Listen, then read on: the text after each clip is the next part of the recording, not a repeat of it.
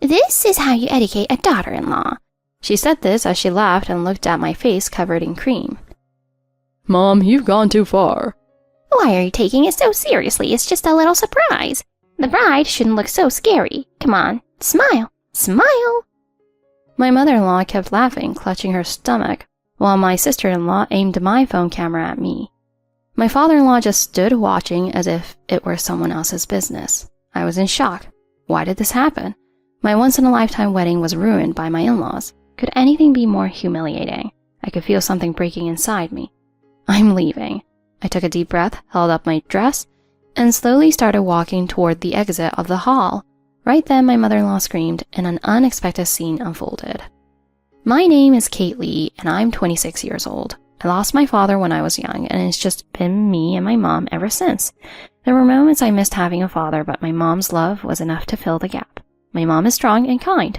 She worked hard and was dedicated to my education and upbringing. I've always wanted to repay her for that, so I studied and worked as hard as I could. My father passed away when I was just 5. It was a sudden accident, but my mother has never told me much about it. I remember that day vaguely, but I can still recall my mom fighting back tears. After he passed, we moved close to my mom's family. At first, it was a bit overwhelming, but thanks to my mom's kindness, I stayed positive.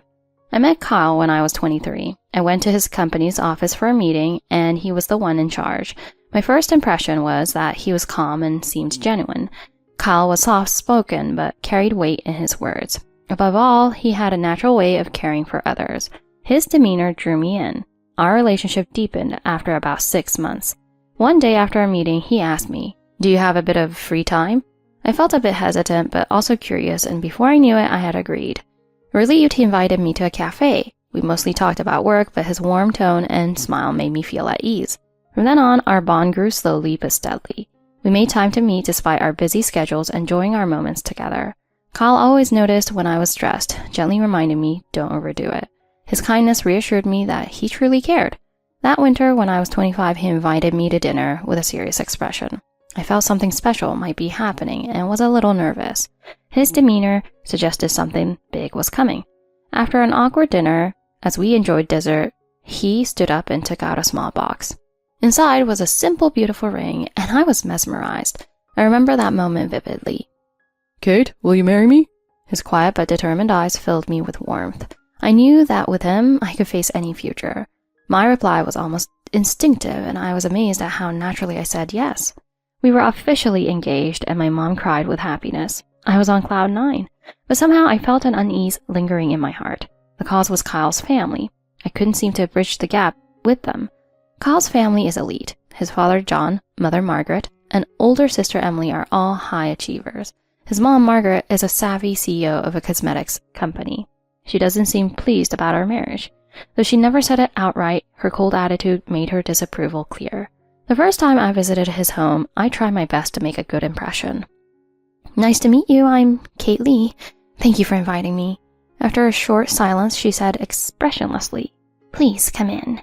Her voice lacked warmth, and I couldn't help but feel unwelcome. The living room was filled with luxurious furniture, which only heightened my discomfort.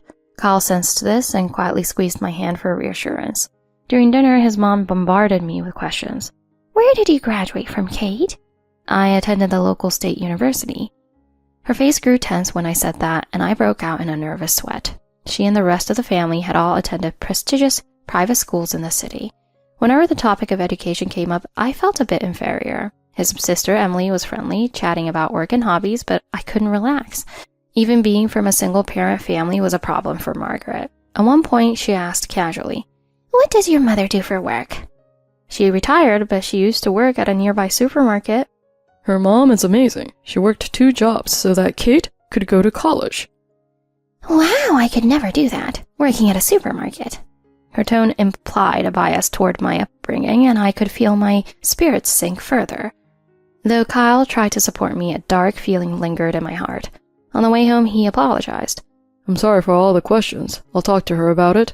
Whatever my family thinks, I'm marrying you, Kate. Don't worry about what they say." His kindness was comforting, but I couldn't shake my doubts. I wanted his family's acceptance, and the gap between that wish and reality troubled me deeply. Would his family ever truly accept me? Would I be happy marrying him if they didn't? I spent many sleepless nights filled with swirling anxiety. I tried to build a relationship with them, sending gifts and flowers on birthdays. Finally, the day of our wedding arrived. I felt like I was in a dream, standing beside Kyle in the white dress I had chosen with my mother. After our vows, we moved on to the reception. The event was larger than I expected, mostly because of Kyle's family connections. Our friends and family shared heartfelt congratulations. Kate, may you find happiness. I looked over at my mom, who was tearfully watching us from the audience.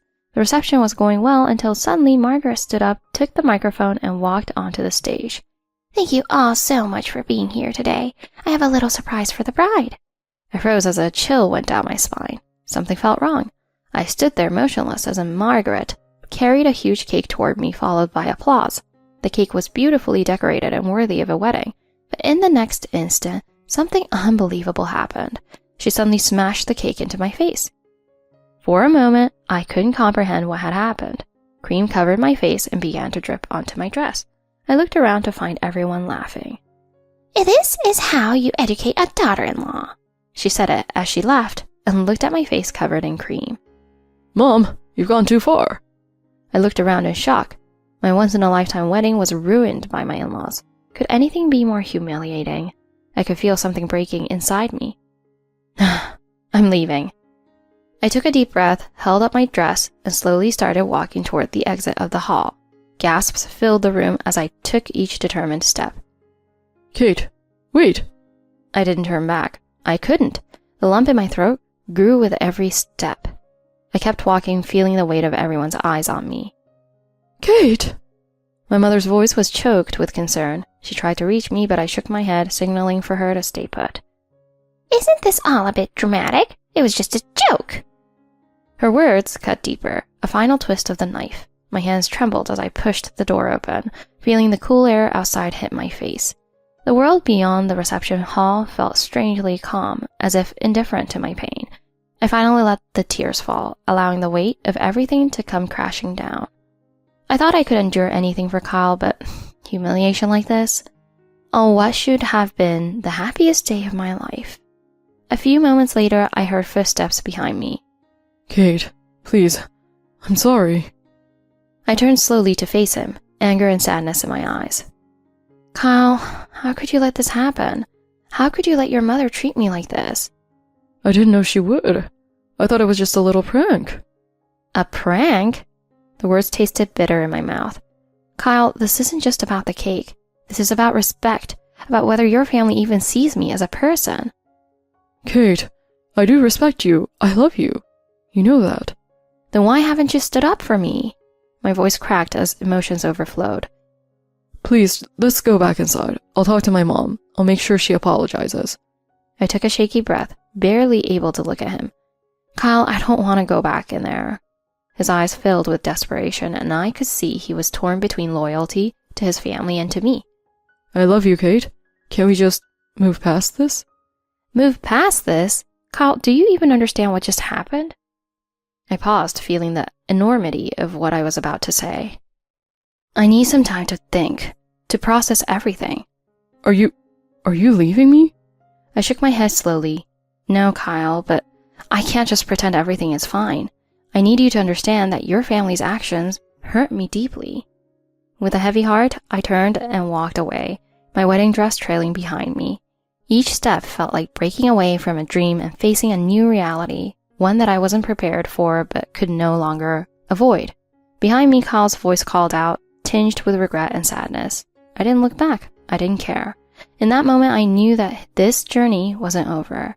But to move forward, I'd need more than love. I need respect, self-worth, and courage to demand the life I deserved.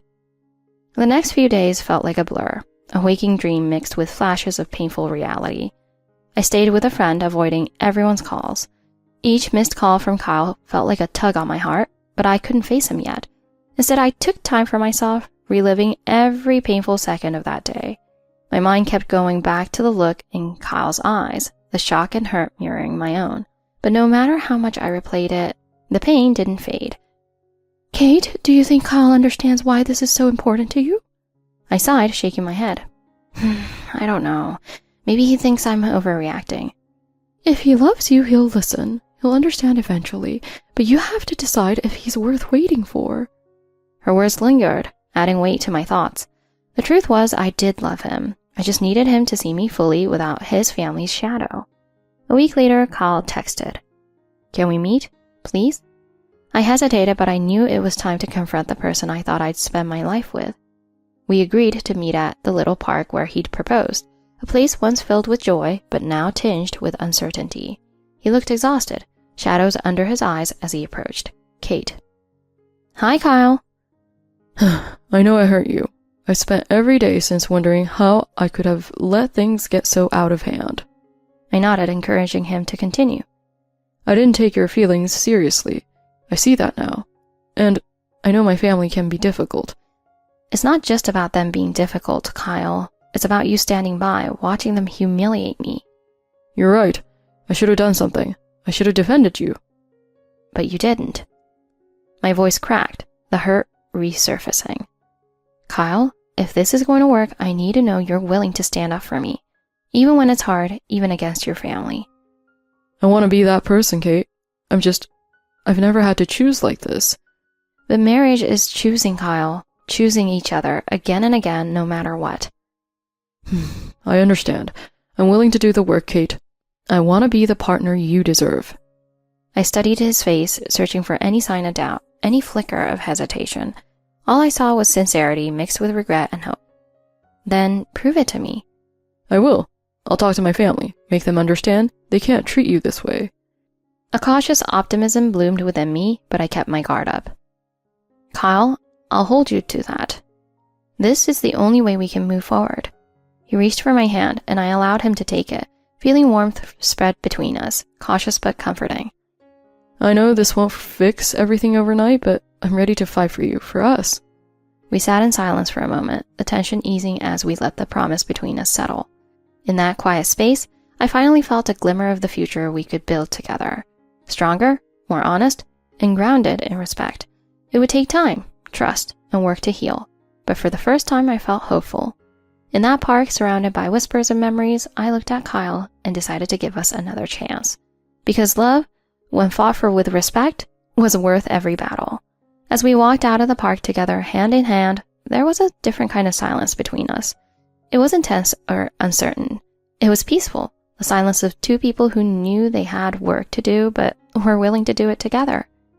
Over the next few weeks, Kyle made good on his word. I watched as he found ways to gently but firmly assert boundaries with his family. He took his mother out for coffee and had a quiet, serious talk with her about how her actions had impacted our relationship. "I never realized you felt this way, Kyle," she has said, sounding genuinely taken aback. "But you know, she's just so different from us." "That's exactly why I love her, Mom. And I need you to respect that if you want us to be in each other's lives." It was a hard conversation for him. I knew it was, but he'd done it, and that gesture meant the world to me. And for the first time, I saw his family make small efforts. They weren't drastic changes, but I noticed his mother making an effort to talk to me with less judgment, more open curiosity. It wasn't perfect, and it might never be, but it felt like a start. Meanwhile, I worked on letting go of my anger and resentment. I tried to see Kyle's family for who they were, flawed, yes, but still important to him, still capable of growth. Kyle and I started doing couple therapy, talking openly about our expectations and boundaries.